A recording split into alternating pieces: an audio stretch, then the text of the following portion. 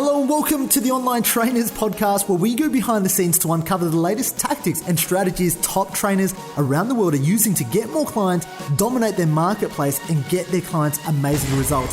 There is absolutely no fluff here. I'm your host, Lynn Trin. Hello and welcome to episode number 31 on the Online Trainers Podcast. Today's topic is the money is in the follow-up. Now, I don't mean the follow-up processes, whilst we all know that's true, because the amount of times that people fail to follow up, that's absolutely tremendous. And there's also, a lot of money left on the table, and I'm sure we'll get into that another time. But what I mean by the follow-up is I mean the follow-up processes, which means your business model, which is your ascension ladder, as some people like to call it, or your eloquent business model, where you might have different value products and different offerings. Now, there's three ways to make money in terms of make more money inside your business. There's number one, so obviously get more customers and get more clients, okay? Number two, get those customers or clients to buy a higher ticket product, okay? They can buy something that's more expensive. You can raise your prices. And number three, get those customers and clients to buy more often, okay? Those are the three main ways to grow your business. Now, I see for a lot of people, they focus on the first way, where they focus on, number one, trying to get more clients. And I truly believe that that is the hardest way to grow your business, only because it's the most expensive. No one knows you. And you have to be a very highly skilled direct response marketer if you're going to go out there and turn $1 into $2, okay? So today I'm really talking about expanding on your arsenal, and this goes in a little bit more in depth. This is for that personal trainer who started an online business, who's got a few people buying into their flagship program, their product, their online program, and you're probably wondering what's next, because you have to think about it in terms of growth, in terms of life. We never ever stop growing, and you have to think about your business like this. You can't think about your business as selling a one-off t-shirt and that's it, they'll never buy again. You have to think about your business or your online personal training business as something that creates continuity, okay? So let's say you're training mums, and why I say this is because for so long, a lot of the times, when I first started out, I went down that ebook route where I was selling an ebook. And I was trying to sell this ebook for $19, and I was like, well, if I want to make $1 million, I have to sell 50,000 copies of this, right? I think if the math is correct, okay, I have to sell 50,000 copies of this ebook, and basically without spending any advertising money, and I have to do this, and that's it. I've got $1 million business. And what you don't understand is that if you can sell an ebook to a person once, you can generally sell possibly a $97 product, possibly even a $197 product. They go in terms of the price point, and the psychology becomes relatively the same. So you've got this almost like what I talked about, you've got your economy class, you've got your business class, you've got your first class. Those variety of classes charge different price points. And so business class, you can range those tickets from $2,000 to $5,000, right? That just makes justifiable sense for business class tickets. And first class, it's $5,000 plus.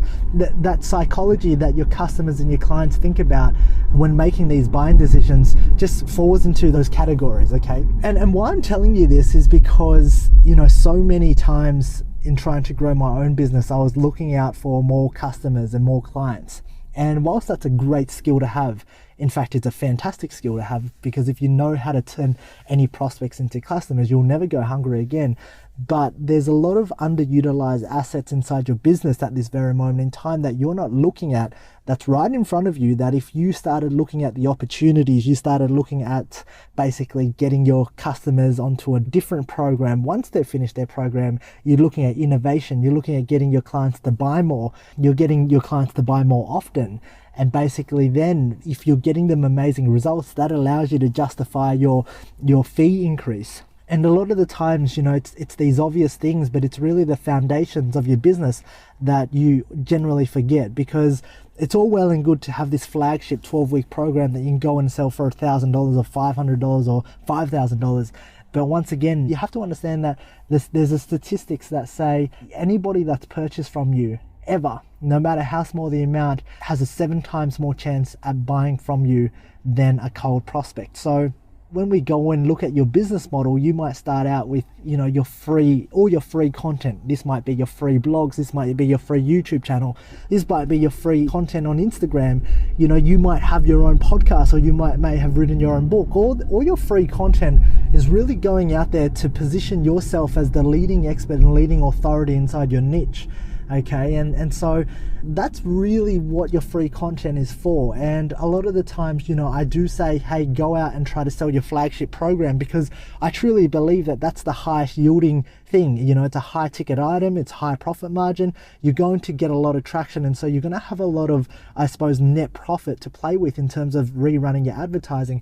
That doesn't say that you shouldn't have any other products. And what I mean by this is, if you want to run an express 28-day challenge and you want to charge $97 for it, then that's cool as well, because that allows people to experience from you. Okay, so you might run this 28-day program and that's a $97 product, but you can get a lot more people into there who aren't ready to commit to your $1,000 program or $1,500 program or $5,000 program. That then allows them to become warmer and warmer and warmer, and really have a greater chance at buying your $1,000 program. So you have to understand that sometimes people don't buy based on price point, and purely people don't buy because it could be the timing, and most of the time it's because they don't see you as the trusted advisor, the expert, the person that they know for sure, for complete certainty, that you can get them that result. Because if you can give someone certainty that you can help change their life and you can make them see that, they're generally going to buy from you, depending on how much they value their health, fitness, and how much they value their body. And it's, I suppose, your job to make them see the value in that as well. Okay, so if you're looking at your business model, you have to understand that there are multiple different levels and layers to your elegant business model, okay, or your ascension ladder. And this allows you to really attract what we like to call the low-hanging fruit, which are customers that have never heard of you, but they kind of like your stuff, but they aren't willing to invest that much, and it allows them to get to know, love, and trust you more. So you might have a $97 economy class ticket. Your first class ticket might be, you might be the fact that you're selling your first class ticket as your flagship program, okay? The cockpit service might be one-to-one stuff then. And you might look at some sort of continuity where once they finish their program, you kind of say, okay, well, Steve, you're flown from Melbourne to Paris. How would you like to fly from Melbourne to Paris 6 times a year? You can have 6 flights anywhere around the world, and you just pay a monthly fee. So we call this a continuity program, which, you get your clients to subscribe to a month-to-month fee in exchange for something extremely valuable. And that might not be training workouts. So a lot of people, when they start out membership sites, paying that monthly fee, they generally put out more content. And if you've been listening to any of my podcasts or, absorbed any of my content, you know that I'm not about delivering more content. I'm about delivering transformation, okay? Delivering exclusive stuff that they can only try to get through you. So you need to really look at what's unique about yourself. And this is when you can either become the expert authority, you can either take the position of the interviewer, where you might go and every single month you have this $20 a month membership site, and every single month you go out and you interview experts that solve a particular problem for that particular niche. Okay, so you might go and interview doctors, nutritionists, dietitians, hormone experts, training experts, but really bring them together to grow your membership site. And that's what people are paying you for. They're paying you for that knowledge as well as your Q&As. Okay, so a lot of the times I think a lot of trainers get caught up because you're trying to offer training, you're trying to add more workouts to the program, and trust me, for a long time I did that as well, and I didn't see the value in that, and my clients didn't see the value in that. And so what you have to understand is you need to start getting resourceful. You can't just add content. People don't want content. They want implementation. They want to be a part of something. They want to feel part of a tribe that if they leave, they can't get this content elsewhere. Okay, they're losing access to the community. They're losing access to, your network, your genius, your knowledge, their friends in there. Okay, so that's what you want to build. And, we'll talk about membership sites a little bit later, because I think that's a very interesting topic. But for now, if we look at the 3 ways to grow your business, and you're leaving money on the table because you're not following up, okay, the first way is to get more clients and customers. And that's generally relatively easy because everyone's talking about that. Everyone's talking about running that Facebook ad, putting out more content, launching a funnel. The second way is to make sure that your clients are, number one, they're paying more for your services, or you're increasing your prices. And the last way is to make sure that your clients buy more often. So there are so many times, especially I know because I've run this in the past, that whether or not a client's dropped off or they stopped paying, or they finish a program and they don't want to sign up again, it really is because I've made that assumption that, oh no, once they finish the program they're just going to leave, and that's a really poor assumption to make. You never ever want to make assumptions inside your business, especially if you want to thrive, because a lot of those assumptions are your own beliefs, that you feel as though the client didn't get value out of your program, you feel as the client didn't get results. And here's the truth, okay? Your business is only going to thrive if you can get your clients results, if they see value in you. And if they don't, that's exactly why you shouldn't be in business, because your job as the business owner is to continually innovate to make sure your clients get results, okay? To deliver a first-class service. And that's what this podcast is all about, and ultimately help them get from point A to point B to point C to point D. And that's what your products and services should be doing. But today, really, it's about elaborating on your business model and understanding, getting you to think where you're leaving money on the table because you're not following up. It might be that client that you've had on 8 weeks and you're thinking, okay, well, she's nearly done. She's going to finish a 12-week program and she's done, and I'm going to leave it. And she's probably not going to want to sign up with me because she didn't get results anyway. So you know what? A great person will follow up and really sit down with her by week 10 and go, okay, well, hey, how did you find that? What can we do better? What do you actually need? Okay, because if a client, and a lot of the times, in terms of my own career and running the business, I hated feedback because I was like, oh my God, my client didn't get results. They're going to hate me. They're going to give me shit feedback. I don't want to hear it. It's better if they just disappear. And that's the truth. And I want to be able to share that with you and be as transparent as possible. And if you're feeling like that, that's cool.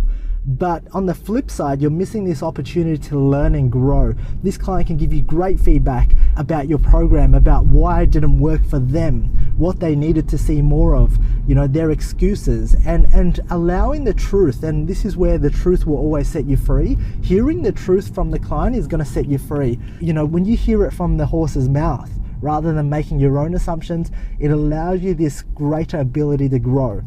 And the truth be told, you're really facing your fears, because that's the thing that you're fearing the most. You're fearing hearing from that client, and you're hoping that they just disappear and you never hear from them again, and that's that. And I know this not only because I've left a lot of money on the table because I haven't followed up successfully, but because I see this a lot of the times. And when I started to do things properly, I would have clients come to me, because here's the truth.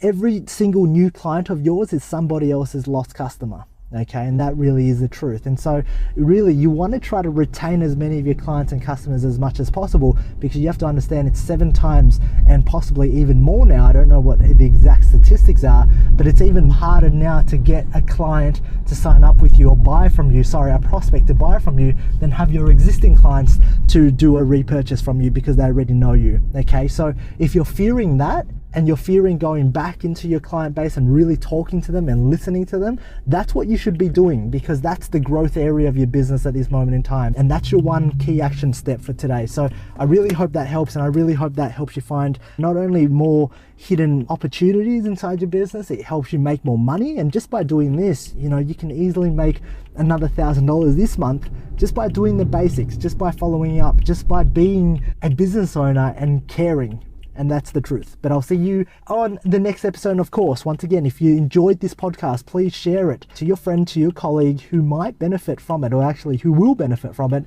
because this information is so valuable. And that's what I've heard from the thousands of people and the trainers around the world who've been listening. So I will see you on the next episode. Share this podcast now, click a few buttons, send it to a personal trainer, a friend, a colleague, and they will be forever in debt in your service. Alright, if you enjoyed this podcast, please leave me a 5-star review on iTunes, and feel free to leave a review. In that way, I can respond and I can take that on board in developing content to serve you. Now, if you're not a part of the Online Trainers Club on Facebook, please do yourself a favor and be a part of the conversation. That's where I add daily tips, tricks, and strategies on how you can build out funnels, how you can get more clients, and ultimately become a better online coach. Thank you for listening.